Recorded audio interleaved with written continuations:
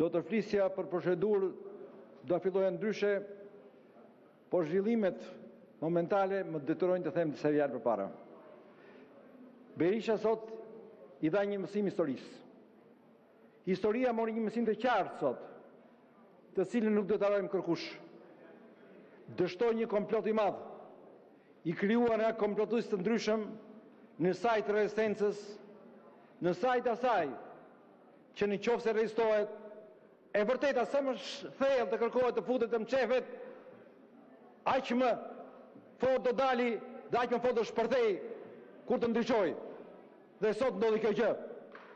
Fitoi e vërteta, fitoi jo vetëm Berisha, fituam të gjithë, edhe ju fituat, edhe ata që kompletuan tërësi fituan, të gjithë fituan, sepse të gjithë morën mësimin e madh.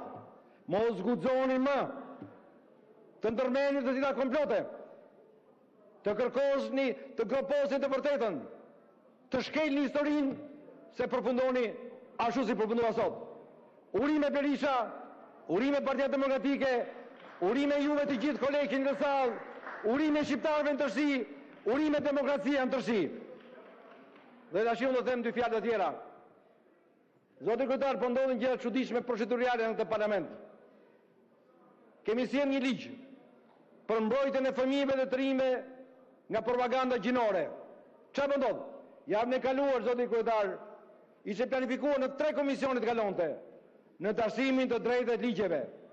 Si skuthat, deputetët e kolegët e maxhorancës, që mbi keq ta përdor të fjalë, u troqën, u bllokoi pari i edukimit, që ishte të hënën në 12, u thasimi gati, dhe pasaj ndodhe dhe me komisionit e tjera.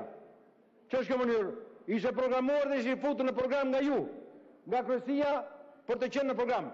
Nuk nga ka ndodhur në kur një tërheqje e tillë, një zbyrthje e tillë dhe një mënyrë për të sabotuar një prekliq kaq të rëndësishëm, edhe ndaj sa që fundot aktori i Shqipëri, ndaj terapisë hormonale, ndaj tendensave për të ndryshuar seksin që në moshën 13 vjeç e gjysmë, e them, jo kot, 13 vjeç e gjysmë, dhe për të degraduar rinin dhe të vrapur rrugë pasaj propagandave LGBT, propagandave trans, ndryshimit të programeve mësimore dhe përshkuar pasaj nga ju e keni qartë që dete familja homo, si ky është qëllimi juaj.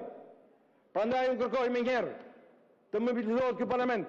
Javën tjetër të diskutohen në komision siç ka qenë programuar, të gjitha komisionet, ai ligj ka qenë rëndësishëm, thelbësor, që kërkon të bllokojë një pjesë të këtyre rreziqeve të mëdha, të majtës populiste, sorosiane, që kërcënojnë sot.